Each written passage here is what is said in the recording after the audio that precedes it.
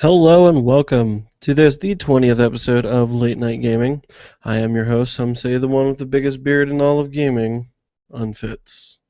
Kevin Unfits Guskowski. Welcome everybody. This week I'm going to talk a little bit more, and by a little bit I mean a lot more, about Wildstar because that game was fantastic. Jump into some of the new fantasticness called Borderlands, the prequel, or the pre-sequel if you will. And we're going to talk a little bit about this week's dollar debut, which is Nightcrawler. So without further ado, let's go ahead and do this. All right, so I want to jump in because most of this is going to be a little bit of about the game Wildstar. I got the fun opportunity to realize that the beta was going on, and then I jumped into it as soon as I possibly could, and it's really good. It's very, very good. I have a feeling that this game is going to take a lot of fan base from things like World of Warcraft, Elder Scrolls, and a lot of other MMOs out there. I think that this game has the potential of becoming probably one of the bigger MMOs on the market as of right now, and I really hope that I'm not wrong because this game is it was a lot of fun to play. Going into the game right away, you have so much content that within the first 6 months to a year, you're still going to be finding new things probably. More so 6 months. For the more casual players, you're going to be probably finding a lot of new stuff within a year. I mean, they've already got raids. They've already got housing, combat systems already down pat pretty well. PvE system, PvP systems are all in play. And some of the PvP systems, like I said, they get to about 40 people. I don't know how you are going to keep track of the war plots, honestly. I played probably 2 or 3 PvP matches, and it was nuts. Like it gets crazy. Like within a couple of minutes, when you've got like a 5v5 or a 15 on 15 going, and everybody just runs towards the center of a map, it gets a little bit crazy. It gets kind of actually really nuts. And so one of the things that I really liked about it was the fact that it was really smooth. It felt very, very, very smooth. And it didn't feel clunky. It felt like it was supposed to be there. It didn't feel like it was an afterthought. It felt like this was all thought about all at the same time. It really felt really good. Although it is a little lopsided, and I think it's gonna be like that for a little while. Every time there's a change in any sort of PvP, there's always a huge lopsidedness between one or the other, and that's just because that's just the way it always happens. And I don't really have a great explanation other than some people just get the changes, and I would say certain demographics are drawn towards certain character types and faction types. For instance, a lot of people in World of Warcraft, if you're an older player, you usually go Horde. If you're a younger player, and I hate to say this, but if you're a woman or a girl player, you usually go with the Alliance just because they're prettier. The characters look prettier, they look nicer, whereas the Horde, the undead, had, half a jaw missing, and it didn't look very pretty to look at. And I think that's why they got the Blood Elf out and actually made that the way it is, but I don't want to go too far in a tangent on who plays what. And I think there's going to be a lot of stereotypes in that. There's going to be a ton of stereotypes. Oh, you're a girl, you must play Exile, or oh, you're 12, you play Exile, because the Exile in this game are definitely more geared towards, like, say, the Alliance style race. They're prettier, they're human, they're more humanoid, they're more taller, and just the animations are a little bit more fluffy, if you will. The Dominion side, the animations on the characters are a little bit more rigid and rugged, if you will. They feel almost. It's hard to explain because they feel almost too rugged to actually be capable of loving another thing. It's all mission at hand, science-y things for the Dominion, whereas the Exile is a very fluffy race. It's very appreciative of nature and the way things naturally happen and things like that. So I feel that the Exile is really going to pull a lot more of the the younger and maybe even more female character player, and I don't. I mean, hey, to each their own, and I'm not judging that. That's just the way the demographics have usually been in the past. And so one of the things that I really think that's going to happen is there's going to be a definite separation of faction that way. Like I said, the PvP system in this, I've played the battlegrounds, so it's a objective-based battleground where the one that I played anyway, you had to get these little masks, and they would spawn randomly around the map, and the maps were two leveled actually, which I thought was really cool, and it was something I haven't seen really done well in an MMO except until now. There's kind of a pit underneath 4 bridges that went in an X pattern across, or a plus pattern, depending on how you're looking at it, across the center, and they were pretty far up. Like if you fell from them, you could take about 200 to 300 damage. Or I'm sorry, I took like 500 to 600 in lower levels. But as you got further up, those falls really didn't hurt as much. There is fall damage, and I haven't actually died from falling, because I don't think there's any place that you can fall from where you would actually die, but I did find that you could take some pretty heavy damage, and it's really a bad idea to do while you're in PvP trying to beat other people up. I played 2 classes, and I only played one of them not so much, anyways. So the classes that I played were, I played the Spellslinger, which I thought was great. The Spellslinger is more of a... No, you know what? I'm sorry, I was Esper. Esper is more of a high burst, high DPS class with not a lot of mobility. It was actually kind of hard to play. The Spellslinger was the other class that I played because I thought it was really cool because you could wield pistols. It was very mobile. It was very high damage, actually, which I thought was really cool. I didn't play any of the medic. I didn't play any stalker or engineer, and I didn't play any warrior. I didn't really have a whole lot of time because I wanted to see more content than the classes. I'm gonna go. I'm probably going to go through all the classes and create YouTube videos for them all, but stay tuned on that one. One of the big announcements that I would like to bring to the table is there is, in the Minx, a Wildstar podcast made by yours truly. And I'm going to go over, something. It's going to be a quicker podcast than this one, probably about 30 minutes or so, but I'm going to go over this again towards the end of the podcast. But I was really excited because I'm really excited about this game. So, but anyways, for the Dominion, there are specific races that are involved and the specific classes. So, I know a lot about Dominion because I played the Dominion, so that's where all of my examples are going to come from, so bear with me. So once you pick your class and you pick your race and everything like that, you pick a path. And so there's Explorer, Soldier, Shelter, Settler, I'm sorry, I can read, and Scientist. And so these actually play into the game a little bit more than I thought they would.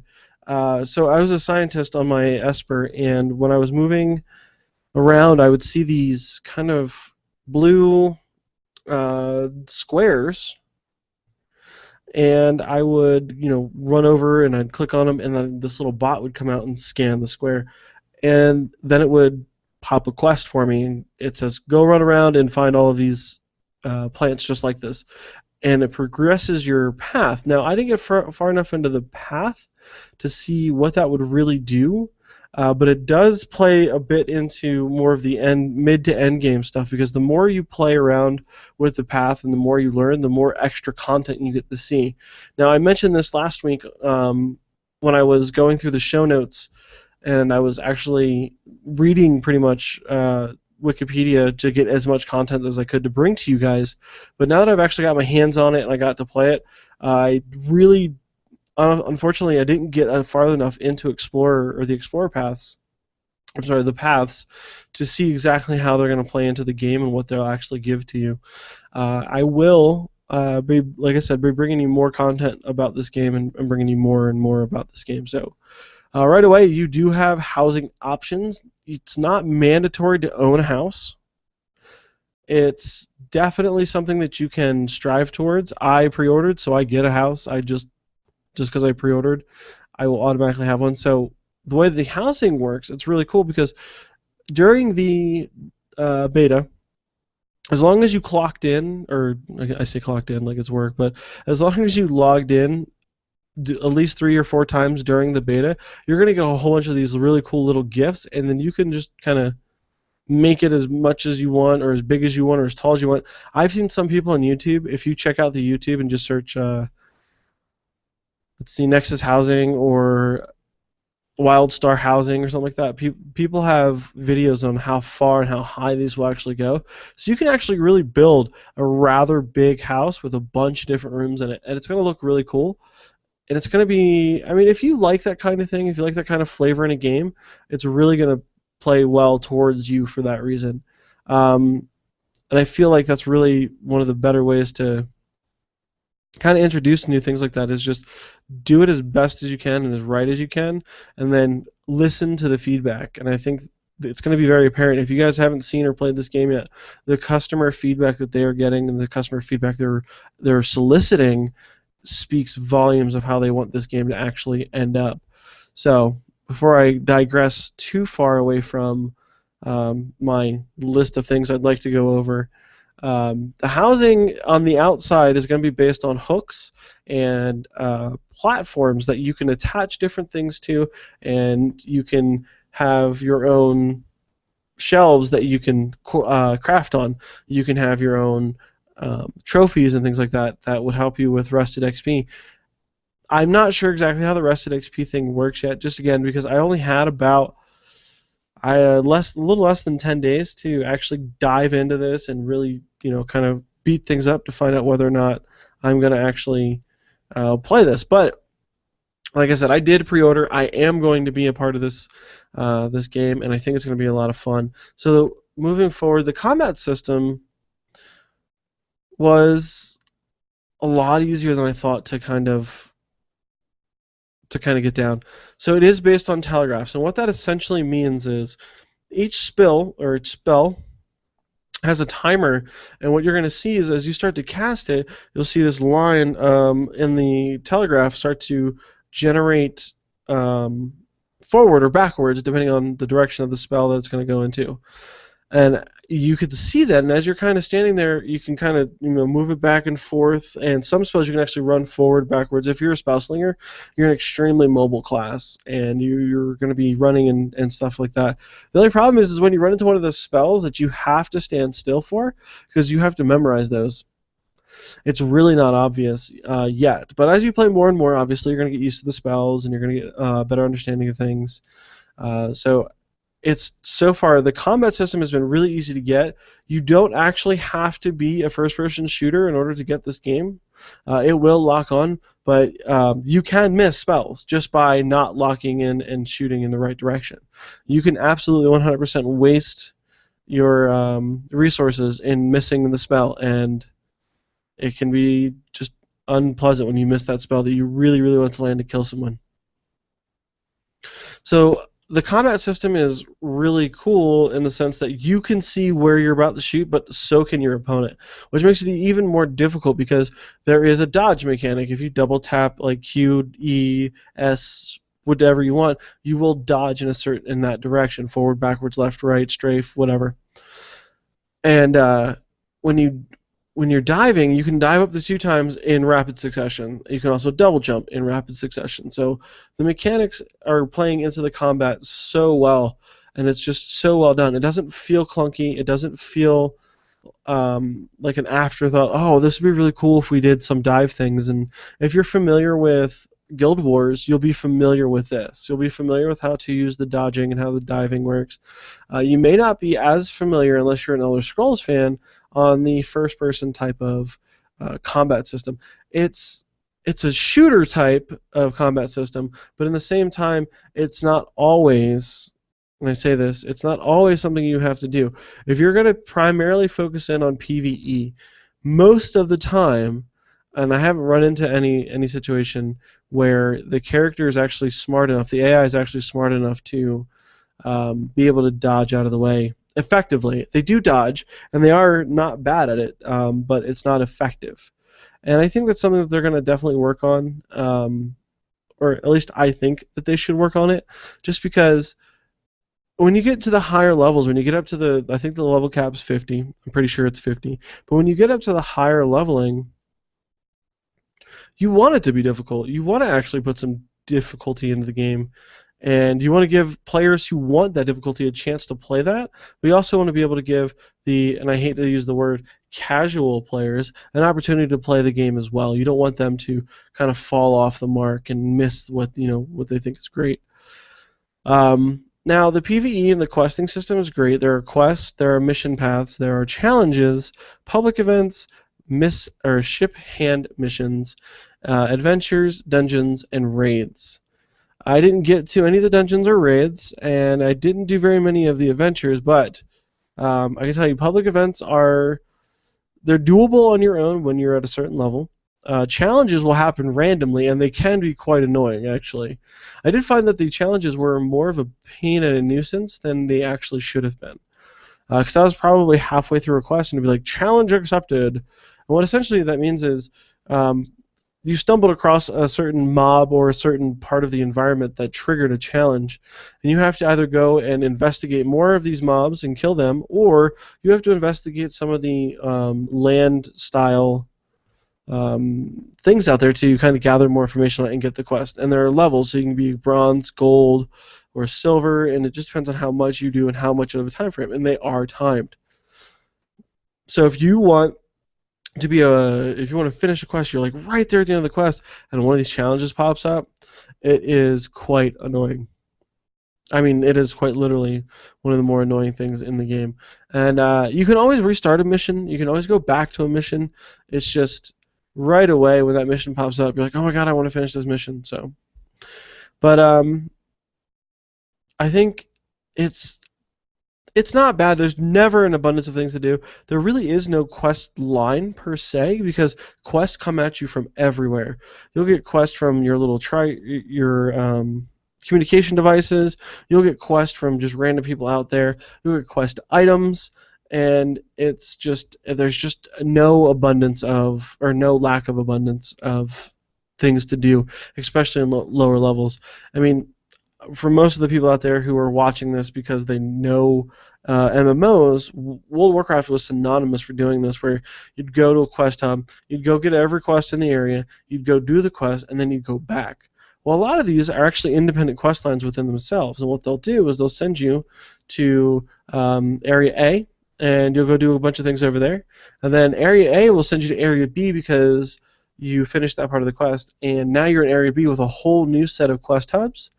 And it's like you can't keep up with the amount of quests that are in there. I spent most of the weekend, or most of the beta week, the 10 days that they gave us, pretty much just doing quests in like 2 or 3 different areas, and I hit level 13 doing it. So I mean, I was almost a third of the way through the levels before I even left a couple of the first areas. So I mean, you're running around and it's just, you're seeing all the different mob types and different animals and environment sources they have, and it's really cool. It is extremely cartoony though, so if you're a realism type person, you may want to stick with Elder Scrolls. If you're a World of Warcraft person, this is right up your alley. It's fresh, it's new, it's got some challenging gameplay in it. It's got some, for those people who like to spend in min-max, it's got min-max capabilities. The housing is, a collector's dream. If you're an OCD collector, I happen to love mounts. Oh my god, do I love mounts. I will spend real-life money on getting mounts. And vanity pets. Vanity pets have always been something I've loved. So for you guys out there who are watching, I have a question for you this week. What is one of your favorite mechanics in any role-playing style game? Doesn't have to be an MMO, but write in, tell me about a mechanic that you really enjoy, that you'd love to play in another game, maybe even a little reimagined or polished. And if so, if it is reimagined or polished, tell me about that. Tell me how you would reimagine that mechanic and how it would work and in what kind of game it would be in. Maybe a World of Warcraft tab targeting type game, or like a Wildstar Online type game where it's a telegraph type combat system. But write in, let me know. You can reach me at latenightgaming.net, and under there's going to be a Contact Us page, or you can email me directly at unfitgames@gmail.com. I will also take it at Twitter and Facebook, so Twitter handle is in my lower third, and my Facebook is facebook.com/LNGcast. So Wildstar, again, is going to be a great game. I am going to be doing a spin-off episode, probably about a 30-minute episode, about once a week, maybe even less than that, just because if I go less, I'll go longer time. So if it's a 2-week podcast, I will try and fit an hour's worth of stuff in there. I really, really think that Wildstar is going to just take off. I think it's going to be, for those of you who are familiar with League of Legends, as far as esports scene goes, this game has the potential of becoming the next esport big name out there. So look for it. Get good at it if that's your thing. If you really want to be a pro gamer, now's a good time to start hounding on these games and really getting used to them and getting into them. You won't be able to get into this game if you pre-order now at wildstar-online.com. You will be able to pre-order there. It is $60 to pre-order if you want the fancy stuff. If you want the really, really fancy stuff, it's like $74 to pre-order. I mean, that's not really bad. I mean, this game's got so much content. It's got so much going for it right now. I mean, people are going to be really happy with what they have for quite some time to come when it comes down to this game. So I really, really dig this game. And if you guys have any questions about this game or you want to know more about it, feel free to, again, write me an email, shout at me at Twitter. I answer them right away as soon as I can. And if you want me to, if you want to email me, I will read it on air live in the next show. So now, some of you out there are huge fans of this game, and I'll be honest, not necessarily one of my personal favorite games. I've actually only played this a handful of times, and I really thought it was fun and entertaining. Again, I like games that do not take themselves too seriously. So when it comes down to things like Wildstar Online or Borderlands, the prequel, which is what we're about to talk about, I really feel like it's a fresh take when games don't take themselves too seriously. That's one of the things that I think I lost with the Halo franchise, is that it became way, way, way, way too serious in 4, and the amount of change that happened in 4 kind of threw me for a big loop. So I was really, really taken back by it. Not that it was a bad game. I still love the Halo franchise. I will always love the Halo franchise. It's one of the first games that I played that brought me back to my gaming roots. And just a quick little side story here. When I was in the Air Force, that was all I had was video games. I mean, we didn't get a lot of opportunity while we were training to go and explore the places that we were at, because, man, after 12-hour days, you're just dead. You want to go to sleep. And so we would play video games, and we'd play Halo 1 tournaments between Xbox to Xbox in the what we call day rooms, and they're rooms with multiple TVs in them. We just hook them up through LAN and just go at it for hours until they tell us to go to bed. But that brought me back into gaming, brought my love back into it, the social atmosphere. And it's really funny to think about it, because a lot of these people who don't understand gaming think it's a completely antisocial thing, but we're some of the most social people out there, just because we don't go out to bars and we don't drink and we don't do all this other liver damaging and body destroying things. We just kind of do our thing, and at the end of the night, we're still sober and we're not driving drunk, so it's great. All right, so some of the things that they're highlighting so far in the game is that you can play up to 4 different classes that are new to this particular one. You have a gladiator class, you have a enforcer class, you have lightbringer or lawbringer, and you have frag trap. Now, from what I understand, frag trap is a little monster dude, or he's a little tin can dude that's going to roll around. He's going to be the first time he's playable. Again, like I said, I haven't seen too much gameplay on this. Bad on me for not being up on it. I really should have gotten it and played it and talked about it. But I really think that from what I see in this game, it looks like so much fun. It's kind of like an RPG style first-person shooter, and it's just like, it reminds me a lot of the Diablo style co-op, where you're just jumping in with a bunch of friends, or you and a bunch of friends are getting together and you're going to play through and get all the equipment and gear and things like that. Athena is the gladiator, Wilhelm is the enforcer, Nisha is the lawbringer, and some of these people are making returns from some of the DLC from Borderlands 1.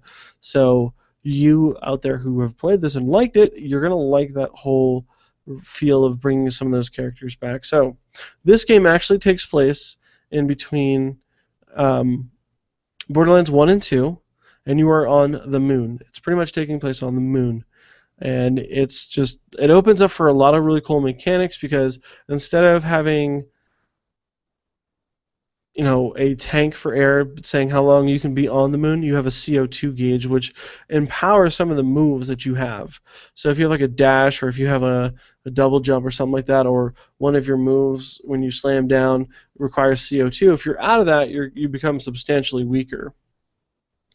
It's allowing for a lot more weapon changes, and actually lasers are getting their own weapon series of their own. So I thought that was really cool. I always love anything laser-like. Call me weird, but lasers I think are awesome. As far as characters in the game, you will be kind of figuring out something that some of you may not know. And you're going to figure out why you weren't the hero at the end of 1. And Handsome Jack, or I think that's his name. I can't really remember his name. But he's going to come back, and you're working for him. And he's going to kind of play you, and excuse me, that was bugging the ever-living daylights out of me. You're going to play him, and you're going to figure out why he took all the glory, and watch him from a benevolent, loving leader to the ass clown that you see him now. So there's a whole bunch of information up on IGN. There is a wiki about it.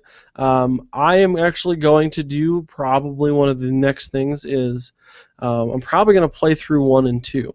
As of right now, I think Borderlands is on sale through not Steam, but one of those markets out there. It's on sale right now. I think I have an email about it. If I do find that email, I will post it up in the show notes. Unfortunately, like I said, I don't really know too much about this game, and there isn't a lot about this game so far. There's a lot of background that I'm missing only because I haven't played the other 2. So I will probably revisit this, but I thought I wanted to bring this up because the idea of this game is actually really cool, because it's a pre-sequel. So it's a sequel to the first one, but a preemptive or a pre-story to the second one. So you're playing the gap that you're missing between 1 and 2. And this was 100% intentional. And I love the idea of this, because the fact is they gave you 2 totally separate games with no connecting to them. They're completely separate, but they weren't. They were completely separate, but they weren't. So 1 and 2 had different, the same storyline, but you're missing parts, and that's where this one's going to come in. So it's going to explain a lot of things that happened in 2 and end a lot of things that happened in 1.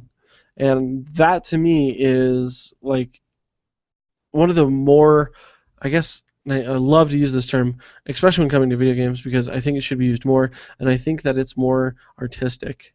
When you're the artistic director or the creative director of a video game, and you go, how cool would it be if we gave them Game 1 and Game 3, but not 2, and we made it so close together that we could actually call it 1 and 2 without calling them separate games, but leave them wanting so much more between the 2 games that we give them our own separate third game that goes right in the middle. It's like the missing Lego piece. It's like the keystone to a bridge. It's ingenious, really, because now you almost have to buy this game. If you've played 1 and 2, you almost have to go out there and buy this game. Even if you know nothing about this game, you have to go buy it now just to find out what happened. If you're a completionist, if you're one of those people that really, I liked it, it was good, I don't really care, then you're not going to buy this game. But if you're somebody who really likes the storyline, wants to find out why Handsome Jack framed you, or not framed you, but took all the glory and left you high and dry, this is your game. You're going to find out why, and you're going to find out a lot of fun new mechanics with the 4 different classes plus the low gravity on the in outer space. This game is going to bring a lot of fun things and a lot of uh, you know, record that type moments. If you are familiar with the Xbox and you have a Kinect, you can yell things like record that, and it will record the last couple of minutes of your gameplay. And I think that's really cool. And I really enjoy the fact that these games are these creators came up with that game in that way. So now that I have kind of fumbled through half an episode, I'm going to talk about a comic book. Now, this comic book is weird in the sense that the main character died and they brought him back so that they could make a comic book out of it. And I love it because I love Nightcrawler. And that's right, we're going to go with the Nightcrawler episode this week. Nightcrawler is a blue feller. Looks a lot like that. He has 3 fingers on each hand and foot. He is a really good climber, and he's German. And he's blue. A lot of people call him Elf because he kind of looks like one because he has pointy ears. He's got slanted eyes with little sharp teeth. He almost looks like a vampire for the X-Men. His special ability is the fact that he can transport or teleport from point A to point B through walls, through objects, to whatever it might be. And I think that's I like that. I like the fact that the way they kind of handle that and the way they portray that.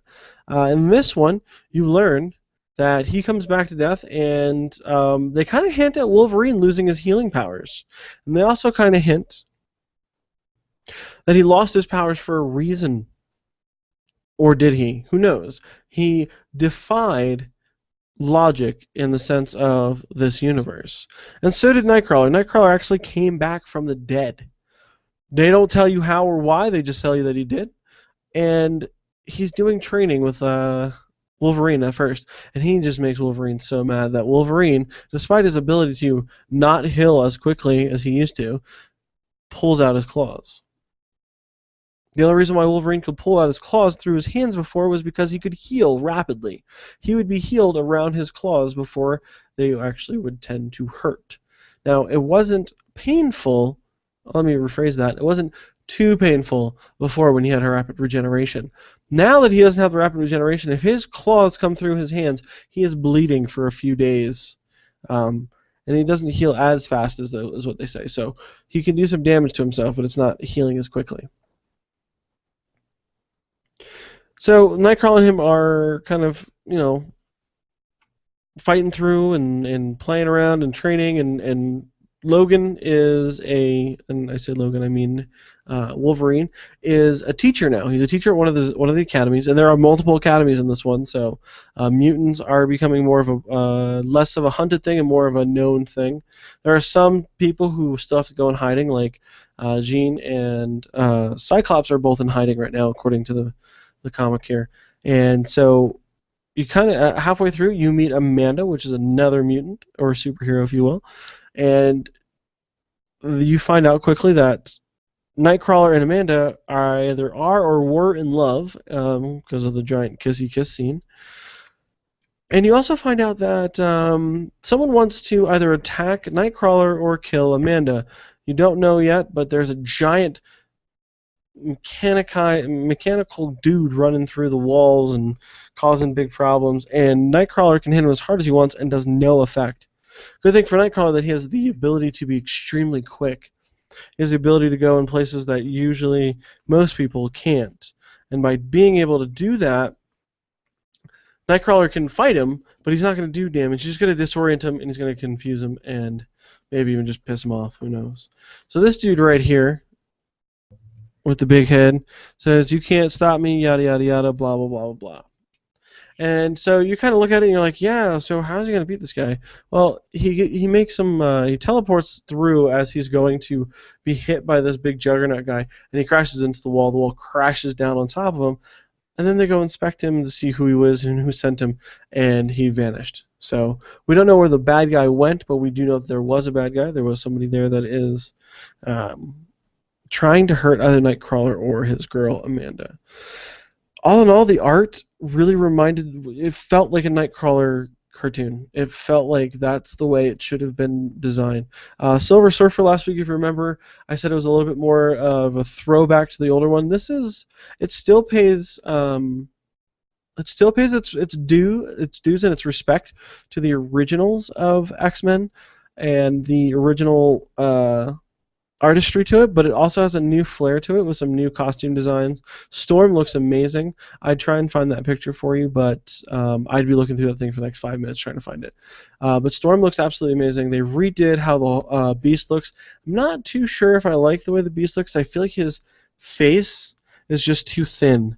As a beast, as you can see, I'm kind of a beast here. You want this tuft of hair coming out here, and you want it to be kind of prominent.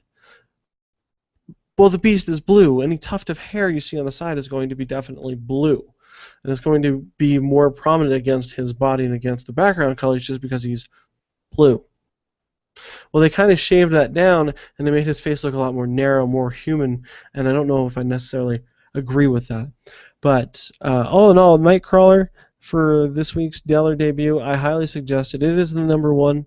It is one of the better ones that I've read that I've gotten from Free Comic Weekend. Now, guys, I know if you've missed the Free Comic Book Weekend, it is the first Friday, I think, in May of every year. And every comic book around you should have some sort of free comics that they're going to lay out, and you're going to come and you're going to talk with people who are like-minded to you and who want to talk about comic books and want to nerd out over things like that. And I'll tell you what, I went to 3 different stores this year, and I didn't get any interviews, which I was kind of bummed out about. But I really think it was great. I got to meet a lot of fun people. I got to meet some artists. You guys really got to get out there and try it out. So I've already, well, let me rephrase that. That's the end of the Dollar debut, and I've already released one of my big notes here for the end of the show. I like to leave my big hurrahs at the end. So I will be doing a Wildstar podcast about once a week, and I don't think I'm going to be doing a Google Hangout on that one. I think I'm just going to release that one as a podcast, as on an iTunes basis on the website as well. And speaking of the website, if you guys want to check out the website and you guys want to go see what that's all about, head on over to latenightgaming.net. You can see our videos here. You can see the live video feed every week on the live page. And if you want to watch there, you're more than welcome to, so you don't have to deal with YouTube and the commercials. Well, you don't have to deal with the commercials, but you don't have to deal with all the other pop-ups on YouTube if you don't want to. While you're at that website, if you want to drop me a line or even donate to the show to make it just that much more better, feel free to do that up on the homepage in the left-hand corner. I'm working on getting it across to every page universally. I'm just kind of lazy. Sorry.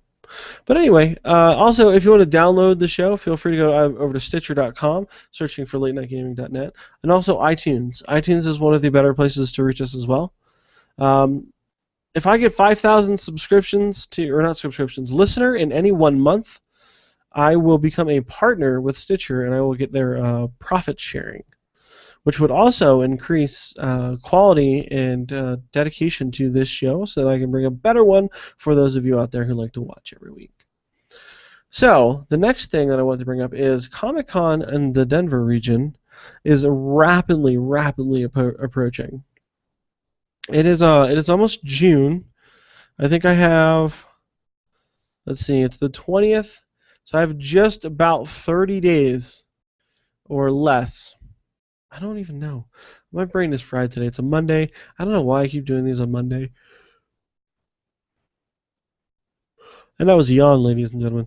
That is how fried my brain is. But I have less than just about a month before Denver Comic-Con comes up. As of right now, I am laying down the final framework. I am emailing back and forth with the guys over at the Denver Comic-Con. I will be posting up a list of the people that I'm going to try and see. I want you guys to weigh in, give me your questions, give me your comments, anything that you'd like me to try and capture on air, and see if anybody's got anything new coming. If you want to see who's going to be at the Denver Comic-Con, go to denvercomiccon.com. Feel free to check that out. You can also see that my link there. If you go to the podcasting section, you can see who are all the podcasters going to be there. I'm really excited to meet a lot of the other podcasters that are going to be out there. banding together and being a part of a group really helps each other out. Word of mouth is 95% of how we advertise, especially shows like mine where it's a very niche show where it's video games and comic books, and a website that is mostly based on comic books, and it's a one-man show. It's kind of hard to do. It's kind of hard to keep content up, and so I'm trying, guys. Like I said, I'm gonna try and be doing more of a Wildstar preview or podcast about once a week. You could probably expect that next week. It would be the first episode, episode 1. That's going to be most likely on a Tuesday afternoon, and I will solidify times and get them out on the website. Again, the best places to find out anything about what's going on with me is Twitter.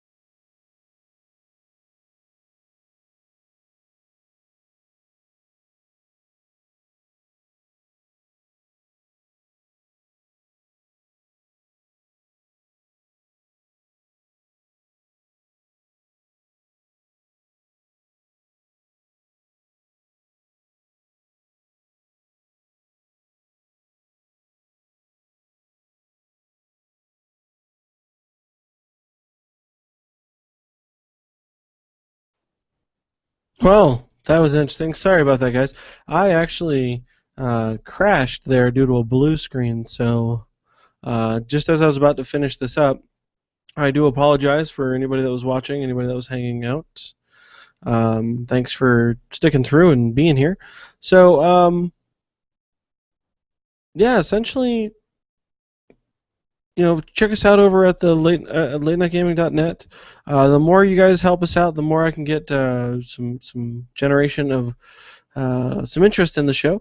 Word of mouth is going to be the best way. Get your friends involved, get everybody involved that you know, and yeah. So Denver Comic Con, like I said, if you join at denvercomiccon.com, you can see the list of people that are going to be there. Then you're going to see the list on my website of people that I really wish to interview, and feel free to chime in with questions that you want to have answered on air.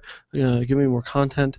If you're interested in writing or being a part of the show in any way, please do drop us a line.